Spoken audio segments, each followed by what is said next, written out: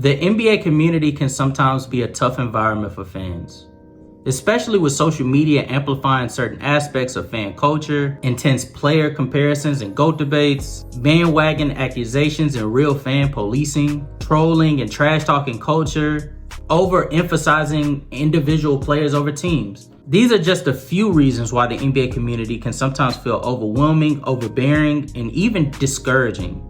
As a person that's been in the NBA community for a while, I've seen different sides of the NBA community, and it can sometimes be so toxic that it forces you to perceive basketball in a way that really can be unfun. And even though I've been subjected to over-amplify individual talents over team success and engage in intense player comparisons, I don't believe that that's something that you as a new NBA fan should be subjected to. So here's 3 things for you to know before joining the NBA community. First off, stats really don't matter.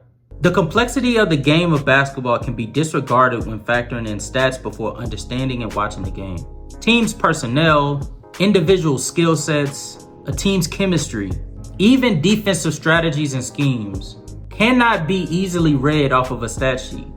Getting caught up in stats detracts from the actual enjoyment of the game. The NBA is very entertaining with excitement, drama, athletic titans jumping all over the place.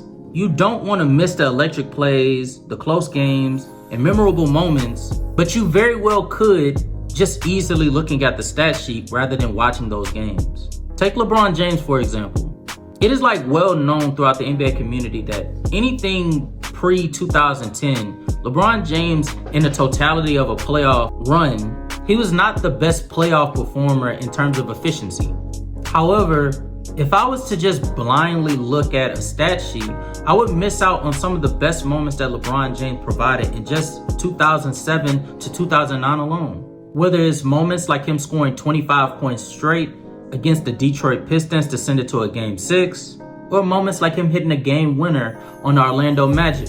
These things, even though if you delve deep enough, you could be able to spot a statistic that tells you that he did that, the work that you would have to put in for you to see that when you could just easily watch the game and get that moment, that feeling. Those are things that a stat sheet is not going to provide. Also, stats are subjective in a way. Stats are based on fact. However, the way you perceive those stats is where the subjectivity comes from. Let's take this infographic, for example. This is from Go James Kingdom. Shout out to Ajani, by the way. This infographic was used to show how LeBron James is just as good of a mid-range shooter, if not just more overly efficient than Kobe Bryant, which is a fact. However, to add sauce to it, he then added Allen Iverson and Dwayne Wade there to sort of diminish Kobe Bryant's efficiency as a mid-range shooter. And even though it is a fact that their efficiency is not as far apart from Kobe Bryant, and this is including LeBron James, by the way, the perception of these stats is lended to diminish Kobe Bryant's excellence. And the reason that you know that is all it would take is a quick search to the attempts, and you could easily see that players like LeBron James, Allen Iverson, and even Dwayne Wade were not taking nearly as many mid-range attempts as Kobe Bryant was. So the fact that he was doubling some of these players in mid-range attempts for some years while still maintaining a higher efficiency, that is why Kobe Bryant is the better mid-range shooter. Kobe Bryant has years where he's taking 12, 10, 9 mid-ranges a game while knocking it down at a 42 to 44% rate, which for you guys that don't know, for the 2000s, which was 1, the slowest paced era in NBA history, and 2, the most defensive-oriented era in NBA history. That is numbers that is some of the most astounding that I think I've seen from anybody that shot the mid-range outside of Michael Jordan, or Kawhi Leonard, or KD. However, you get the point. Stats can be weaponized to distort the way you perceive a player's game. And lastly, the reason why stats don't really matter is because player development gets missed. When being introduced to stats, you potentially overlook a player's potential as well as their story. Take Giannis Antetokounmpo, for example.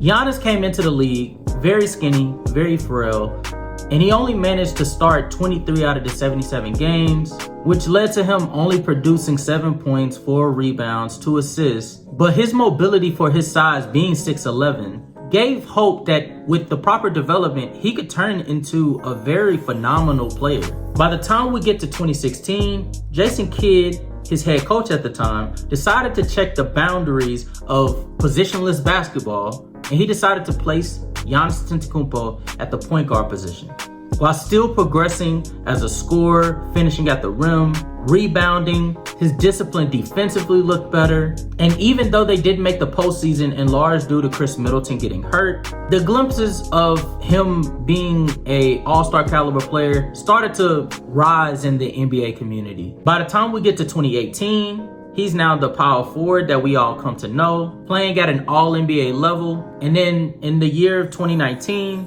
Giannis became the player that we know to date, a two-way phenom, one of the greatest finishers we've ever seen in the game of basketball, an excellent facilitator to any offense, and one of the greatest power forwards we've ever seen in NBA history. But just simply looking at the stats, all that you would have saw was 6 points, 4 rebounds, 2 assists, to 13 points, 6 rebounds, 3 assists, to 17 points, 8 rebounds, 4 assists, to 23 points, 9 rebounds, 5 assists. Do you get how boring that sounds? Understanding a player's journey is a part of being an NBA fan because it allows you to create a deeper connection. The second thing that I will say is critical for you to do if you want to be a genuine basketball fan. Find a team's playing style that's appealing to you.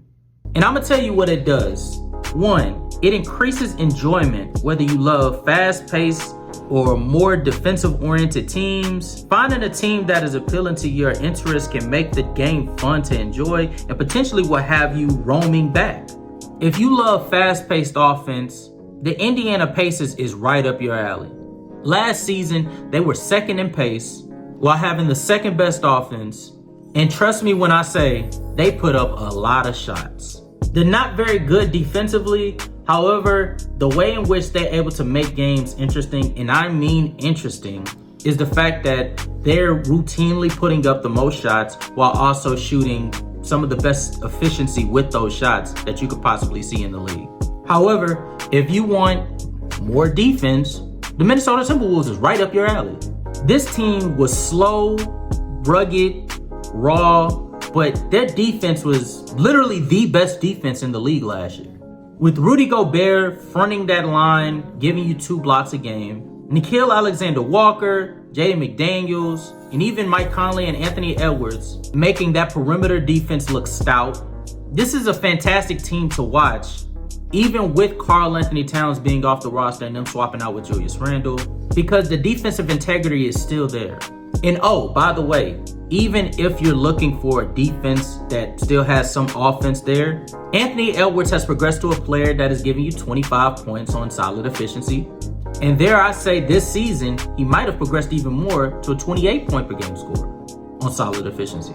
Finding a team that has a playing style that appeals to you can connect you with personalities. For example, if you're into precision and strategy, OKC might be your speed. The OKC Thunder last season had the second best field goal percentage while having the best 3-point percentage and having the third best free throw percentage. And it's not like they're going anywhere. They have a young core that is expected to dominate the league for years to come. The last reason why I think that you guys should follow this is because it makes learning easier. Once watching enough of a specific style, you'll start to learn strategies, schemes, as well as personnel that can best act out those schemes and strategies. The third thing I expect you guys to do is to subscribe to my channel and any channel that is hoping to give you genuine content. It's great for a new NBA fan to get more out of the game. I personally try to be more objective when talking hoops, and although I have biases in the way I view the game, trust me, I know. I believe in opinions being formed in fact. I often discuss the strategies of teams, advantages, disadvantages, and level of competition in a simpler way to appeal to all levels of basketball fans. And the last reason why I think it's always good for you to find somebody that has a separate opinion to yours that does YouTube is because it's always nice to get a different, unique opinion and perspective. A genuine basketball YouTuber like Thinking Basketball, Legend of Winning, myself, go beyond mainstream analysis. We share our viewpoints of specific players and games, pointing out things you might have missed or not noticed in the moment. And I just want to say this one last thing before I finish. Every single one of you guys are entitled to your opinion, but your opinion has to be based upon some level of fact and also some experience. How can you form an opinion off of something that you didn't experience or you didn't watch? Go out, watch you some basketball games, find you a team, find you a player, and fall in love with the game of basketball in a genuine way that will be everlasting. But that's gonna do it for this video. My name is Casual. Until next time, peace.